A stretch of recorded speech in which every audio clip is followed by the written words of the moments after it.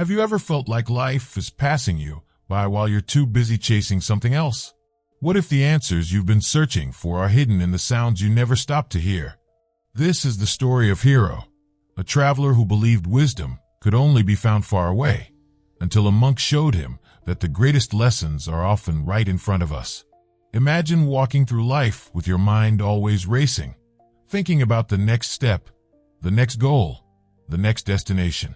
You're so focused on what's ahead that you forget to notice what's around you. The rustle of leaves, the rhythm of your own breath, the gentle flow of water, all of it fades into the background unnoticed. For years, Hiro had been this way. He traveled across mountains, rivers, and deserts, seeking wisdom from distant masters and ancient texts. Yet, no matter how far he went or how much he learned, something still felt missing.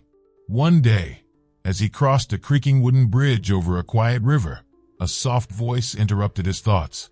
"Tell me, traveler, what did the water say?" Hiro turned to see an old monk seated on a rock beside the river, his expression calm and curious. "The water?" Hiro asked, frowning. "It didn't say anything." The monk chuckled softly. "Ah, so you did not hear it?" Hiro hesitated. What kind of question was this? He had come so far, learned so much, but this simple monk seemed to be speaking in riddles. And yet something about the monk's words stopped him in his tracks. Was it possible that the wisdom he'd been searching for wasn't out there somewhere, but here in the present moment? If this story intrigues you, if you've ever wondered why life feels like it's slipping through your fingers, stick around, because the monk's lesson might just change the way you experience the world. And if you're ready to explore more transformative stories like this, ones that challenge the way you see yourself and the world, subscribe to the channel and activate the bell. That way, you'll never miss a story that could inspire you to pause and truly listen. Oh, and if this introduction resonated with you, leave a like. It's a small way to show your support and help others discover this content too. Now, let's sit by the river and uncover the monk's surprising wisdom. Hiro shifted uncomfortably on the rock beside Master Daichi. The river stretched out before them, its waters flowing endlessly over smooth stones, reflecting the sky above. He could hear it, the soft gurgling, the distant rush as it curved around bends, but it was nothing special. "So, what am I supposed to listen for?" Hiro asked, growing impatient. The monk didn't answer immediately. Instead, he closed his eyes and smiled, as if greeting an old friend. "Do not listen with your mind, Hiro. Listen with your presence." Hiro sighed. More riddles. Still, he closed his eyes and tried. He focused on the sound of the river, letting it fill his ears. But the more he tried, the more his thoughts intruded. What was he supposed to be hearing? Was this some kind of test? His mind drifted. He thought about the long road he had traveled, the monks he had studied under, the wisdom he still hadn't found. Minutes passed. Then, he felt a tap on his shoulder. "Where did you go just now?" the monk asked. Hiro opened his eyes, confused. "I was right here." The monk chuckled. "No, your body was here, but your mind was elsewhere." Hiro clenched his jaw. "I don't understand." "I was listening." Master Daichi shook his head. "No, you were thinking. That is different. Your mind was searching for meaning instead of experiencing the moment." Hiro frowned. "And how do I stop thinking?" The monk chuckled again. "You do not stop thinking. You simply stop chasing your thoughts." He picked up a small leaf and placed it on the water. The current carried it away effortlessly. "Your thoughts are like this leaf. Let them flow. Let them come and go. But do not follow them. Instead, remain like the riverbank, still, watching, aware." Hiro took a slow breath and closed his eyes again. This time, he did not try to force anything. For a moment, he noticed how loud his mind was. The thoughts rushed in like waves, one after another, pulling him in different directions. But then, he let them pass. Instead of fighting them, he imagined himself as the riverbank, watching the thoughts drift by, not clinging to any of them. And in that moment, something shifted. The sound of the river felt different. He heard the distinct splashes, the deep, rolling current, the delicate trickling over stones. It was as if the water had always been speaking, but he had never truly listened. Hiro opened his eyes, his expression different now. The monk smiled. Better. Hiro exhaled, a strange sense of calm settling over him. He had spent years searching for wisdom, and yet, for the first time, he felt something real. But still, he didn't fully understand. Not yet. The monk stood. Come, traveler. There is more to hear. And with that, he walked along the river's edge. Without hesitation, Hiro followed. Hiro walked beside Master Daichi along the river's edge. The sky had begun to shift, soft oranges and purples reflecting on the flowing water. The air was cool, carrying the distant scent of pine and damp earth. Yet Hiro barely noticed any of it. His thoughts had started racing again. What exactly did I experience back there? Was that truly something meaningful? Or was I just imagining it? What is this monk really trying to teach me? They reached a small clearing where the river split into a narrow stream. The monk sat on a flat rock and gestured for Hiro to do the same. Sit, traveler. Listen again. Hiro obeyed, closing his eyes as he had done before. The sound of the water was clear, but this time, something was different. It was not the river that had changed. It was his mind. Within moments, his thoughts surged back. Doubts, questions, analyzing everything. Am I doing this right? What is the purpose of this? Is this some kind of trick? Minutes passed. He clenched his fists. Nothing was happening. His frustration grew.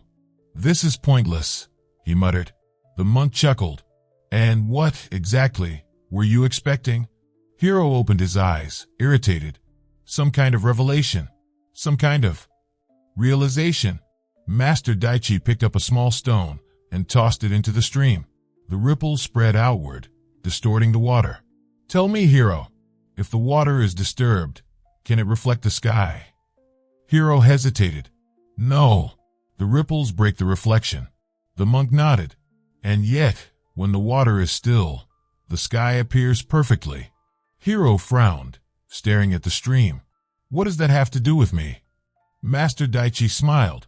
Your mind is the water, traveler. The more you chase after answers, the more you stir the surface.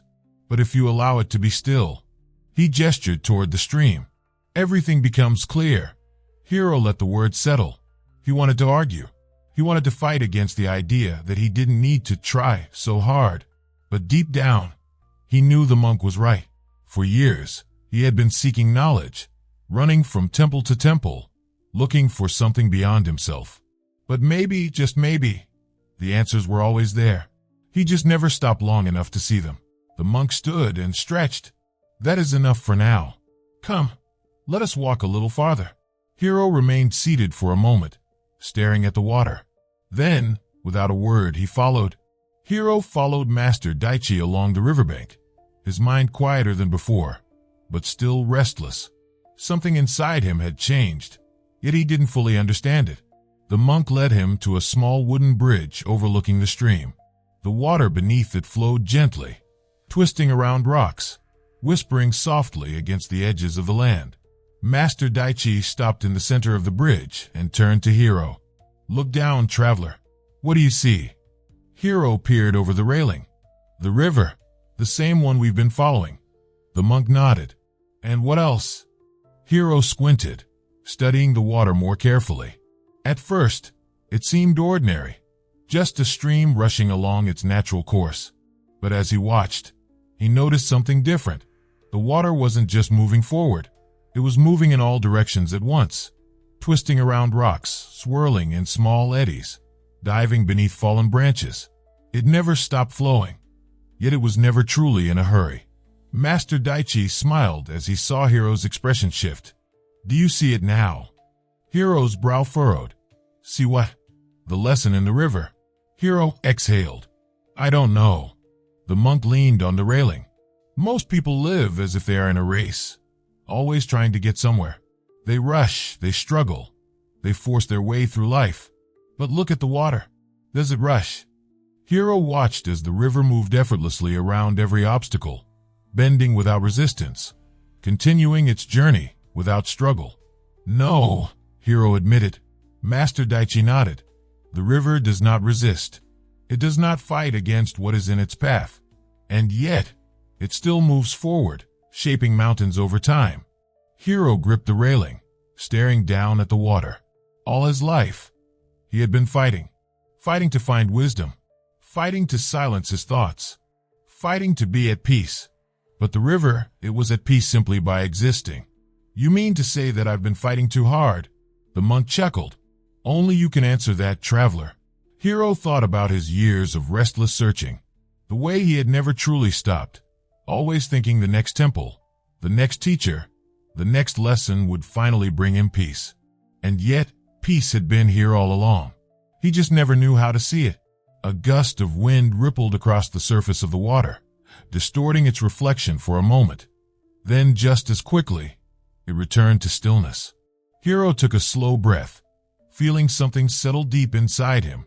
Master Daichi smiled. Come, Hiro. It is almost time. Hiro turned to follow him. But this time, his steps were different. He was no longer rushing. He was simply walking. Have you ever caught yourself living in your thoughts instead of the present moment? What if the answers you've been searching for are already here, right in front of you? Hiro and Master Daichi walked in silence as the river continued its steady course beside them. The sky had deepened into a soft amber, the first stars beginning to flicker above. The air was crisp, carrying the distant scent of pine and the earthy dampness of the riverbank. For the first time in years, Hiro was not thinking about the past or the future. He was simply here. Master Daichi stopped near a wide, flat rock overlooking the stream and sat down. He gestured for Hiro to do the same. You have traveled far, Hiro. You have studied with great masters, sought wisdom in sacred texts, meditated in solitude. And yet, you were always searching for something that was never missing. Hiro sat cross-legged, listening. The monk closed his eyes for a moment, inhaling deeply before speaking. Tell me, traveler, what is the difference between you and the river? Hiro thought for a moment. The river is calm. It doesn't fight against anything. It just moves with what comes. Master Daichi nodded. And what about you? Hiro hesitated. I have always resisted, always chased, always thought that if I just learned enough, if I just worked harder, then one day I would find peace. The monk smiled. And now? Hiro looked out at the water, watching the way it twisted and curved without resistance. For so long, he had believed peace was something to achieve. But peace was never a destination. It was simply a way of being. He exhaled, feeling a weight lift from his chest. Now I think I understand. The monk leaned forward slightly, his expression warm. Tell me, Hiro, what does the water say? Hiro smiled. He closed his eyes, listening, not just with his ears, but with his entire being. He heard the soft rush of the current, the bubbling over smooth stones, the faint whisper of the wind touching its surface. And for the first time, he truly understood it. The river had been speaking all along. It was only Hiro who had been too distracted to hear. He turned to Master Daichi and bowed deeply. Thank you for teaching me how to listen. The monk chuckled. Do not thank me. Thank the water. It was always teaching you. Hiro looked back at the river and smiled. He had spent his whole life searching for something beyond himself, convinced that enlightenment was waiting somewhere ahead. But now, he saw the truth. There was nothing to chase, nothing to reach, because everything he had been looking for was already here. What's one moment in your life where you realized you were missing the present? Share your story in the comments. I'd love to hear your perspective. If this lesson resonated with you, if it inspired you to pause and truly listen, consider leaving a like. It's a small gesture, but it helps this message reach others who might need it today.